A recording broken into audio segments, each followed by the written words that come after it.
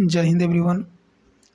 इस सेशन में हम बात करेंगे कि अगर कोई व्यक्ति गिरफ्तार किया गया है और उस गिरफ्तार किए व्यक्ति को अगर आरोप साबित हो गया है, अपराध उसका हो गया है, तो उस गिरफ्तार किए व्यक्ति के क्या अधिकार हैं उस पर हम आज बात करेंगे और क्या क्या अधिकार प्राप्त हैं गिरफ्तार किए गए व्यक्ति को, उस पर चर्चा करेंगे, जो कि हमारा भारतीय संविधान तथा दंड प्रक्रिया संहिता 1973 के अंतर्गत गिरफ्तार किए गए व्यक्ति को क्या अधिकार हैं, हम उन पर चर्चा करेंगे। तो इन सब बातों को में हमारा सबसे पहला पॉइंट है, नंबर 1 है कि जो कि गिरफ्तार के कारणों की जानकारी प्राप्त करने का अधिकार। प्रत्येक मामले में गिरफ्तार वारंट सहित की गई हो या बिना वारंट के गिरफ्तार करने वाला व्यक्ति गिरफ्तार किए गए व्यक्ति को बिना किसी देरी के गिरफ्तारी के कारण बताएगा, जो कि भारतीय संविधान के अनुच्छेद 22 उपभाग 1 और दंड प्रक्रिया संहिता की धाराएं 50 उपभाग 1, 55 और 75 से संबंधित है। मान के चलिए कि कोई अगर व्यक्ति अपराध करता है और पुलिस को उसको सूचना मिलती है और उसने जो है ऐसा अपराध किया है कि वहाँ पर गिरफ्तार करना अनिवार्य है, तो गिरफ्तार करने जब पुलिस जाएगी तो उस अभियुक्त को गिरफ्तार करने से पहले ये कारण बताएगी कि उसको क्यों गिरफ्तार किया जा रहा है, और उस व्यक्ति का भी अधिकार है कि वो जानने का कि उसे क्यों गिरफ्तार किया जा रहा है, जो कि हमारे भारतीय संविधान में दिया गया अनुच्छेद 22 से और दंड प्रक्रिया संहिता 50, 55 और 75 से संबंधित है। व्यक्ति का जो है दूसरा अधिकार क्या है उस पर बात करेंगे कि जमानत की सूचना का अधिकार।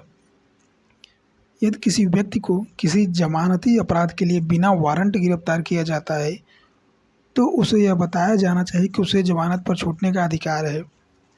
अगर कोई अभियुक्त गिरफ्तार होता है और उसका अपराध जो है असंज्ञेय अपराध या फिर संज्ञेय अपराध अगर जमानती है, कॉग्निजेबल या नॉन कॉग्निजेबल, अगर ऐसा कोई केस दोनों कंडीशन में से कोई ऐसा है कि उसे उस अपराध के लिए जमानत मिल सकता है, तो उस व्यक्ति का ये अधिकार है कि उसे बताया जाए कि उसे जमानत मिल सकता है, और यह पुलिस का कर्तव्य है कि जिस भी पुलिस अधिकारी ने उसे गिरफ्तार किया है उसे बताए कि उसको इस जमानत मिल सकता है, इस केस में जमानत मिल सकता है, इस अपराध के लिए जमानत मिल सकता है।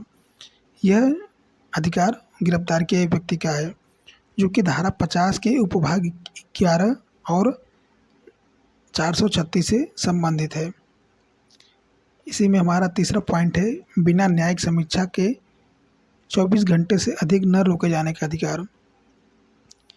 यदि गिरफ्तार के प्रत्येक मामले में गिरफ्तार करने वाला व्यक्ति गिरफ्तारी के 24 घंटे के अंदर गिरफ्तार व्यक्ति को मजिस्ट्रेट के सामने पेश करेगा, गिरफ्तारी के स्थान से मजिस्ट्रेट की अदालत तक ले जाने में लगने वाला समय इन 24 घंटों में से शामिल नहीं होगा, जो कि संविधान कहने का तात्पर्य है कि अगर कोई व्यक्ति गिरफ्तार होता है तो उसे 24 घंटे के अंदर मजिस्ट्रेट के सामने पेश करना होगा और इससे अधिक समय नहीं लगना चाहिए। और इसमें जो है यात्रा का जो समय लगता है आने और जाने में, उसको ऐड नहीं किया गया है। चौथा पॉइंट है हमारा वकील से सलाह लेने का अधिकार। अगर कोई व्यक्ति गिरफ्तार है तो उसको भी वकील से सलाह लेने का अधिकार है, जो कि भारतीय संविधान तथा दंड प्रक्रिया संहिता के प्रावधानों में गिरफ्तार व्यक्ति को अपनी पसंद के वकील से सलाह लेने का अधिकार है, जो अनुच्छेद 22 उपभाग 1 और धारा 303 से संबंधित है। इसमें हमारा पांचवा पॉइंट है, गिरफ्तार व्यक्ति को मुफ्त कानूनी सहायता और इसके बारे में उसे बताए जाने का अधिकार।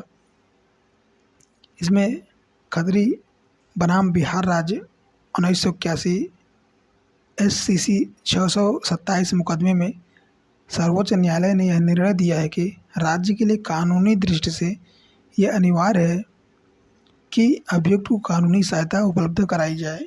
यह कानूनी बाध्यता मुकदमा शुरू होने पर ही नहीं बल्कि उस समय भी है जब उसे पहली बार मजिस्ट्रेट के सामने पेश किया जाता है। या बाद में समय समय पर अदालत में लाया जाता है।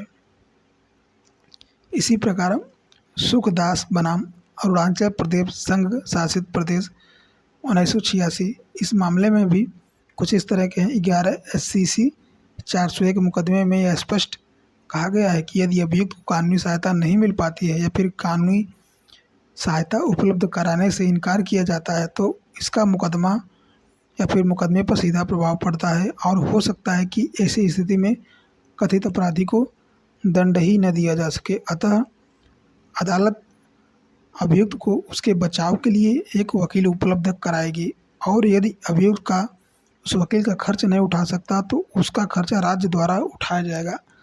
कहने का तात्पर्य है कि अगर कोई व्यक्ति अपराध करता है तो उस अपराध को जो है सज़ा कानूनी प्रक्रिया द्वारा दिया जाता है। अगर जब तक उसका कोई केस नहीं लड़ेगा, कोई मुकदमेबाजी नहीं होगा, कोई कानूनी प्रक्रिया नहीं होगी, तब तक उसको सज़ा नहीं दिया जा सकता।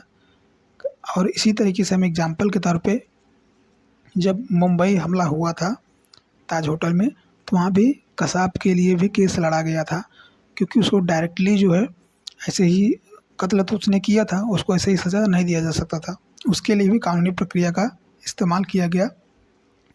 जो भी कानूनी स्टेप होते हैं, चरण होते हैं, उनको फॉलो किया गया और उसके मद्देनजर रखते हुए भी उसको फांसी की सज़ा दी गई, डायरेक्ट नहीं दिया गया। उसी प्रकार से अगर कोई व्यक्ति अपराध करता है तो उसको भी कानूनी प्रक्रिया के तहत सज़ा मिलना चाहिए, और अगर ऐसा नहीं होगा तो उसको सज़ा कैसे मिलेगी। और उसको वकील रखने का अधिकार है, अगर नहीं मिलता तो राज्य सरकार उठाएगी। जैसा कि अभी तो सरकारी वकील उपलब्ध हो जाते हैं। अगर व्यक्ति जो है राशन कार्ड है, अंत्योदय से संबंधित है, या फिर कोई गरीब मतलब ऐसा कोई एलिजिबल कैंडिडेट है अपराधी, तो उसको सरकारी वकील भी मिल जाएंगे। अब इसमें हमारा छठा पॉइंट है किसी डॉक्टर द्वारा जांच का अधिकार। मजिस्ट्रेट जो है कुछ शर्तें जो पूरी होने पर गिरफ्तार व्यक्ति की डॉक्टरी की जांच के लिए निर्देश दे सकता है। जैसे कि यदि डॉक्टरी जांच अभियुक्त द्वारा किए गए किसी अपराध की असत्य प्रमाणित हो अथवा अभियुक्त पर शारीरिक दृष्टि से कोई अत्याचार होना सिद्ध होता हो, जो कि धारा 54 से संबंधित है। कहने का तात्पर्य है कि अगर कोई व्यक्ति जो है झूठ बोलता है कि उसने ऐसा नहीं किया है, जैसे रेप से संबंधित हो गया है, ये मोस्ट फेमस केस यही है। अगर कोई रेप संबंधित है और वो मना कर रहा है कि मैंने ऐसा नहीं किया, फिर हत्या से संबंधित है, तो वहाँ पे अगर मजिस्ट्रेट को ऐसा आशंका होगा या फिर उसको ऐसा लगेगा मजिस्ट्रेट साहब को कि हाँ इस व्यक्ति की मेडिकल जांच कराई जानी चाहिए, तो वहाँ पर मेडिकल जांच के लिए आदेश दिया जा सकता है। तो ये हमारे जो है 6 पॉइंट जो है हमने जाने कि गिरफ्तार किए व्यक्ति को क्या अधिकार हैं। तो हम 6 पॉइंट पर डिटेल में जाने और 2 हमने केस के बारे में भी चर्चा की। आई होप आपको सेशन समझ में आया होगा। हमने बहुत ही सरल तरीके से समझाने का प्रयास किया है। अगर आपको वीडियो अच्छा लगा है तो वीडियो को लाइक करें, चैनल को सब्सक्राइब करें और ज़्यादा से ज़्यादा शेयर करें। आज के लिए इतना ही। नेक्स्ट वीडियो में हम कुछ ऐसे ही लॉ से रिलेटेड कुछ महत्वपूर्ण जानकारियों पर कानून संबंधित चर्चा करेंगे। तब तक के लिए जय हिंद, जय भारत, वंदे मातरम।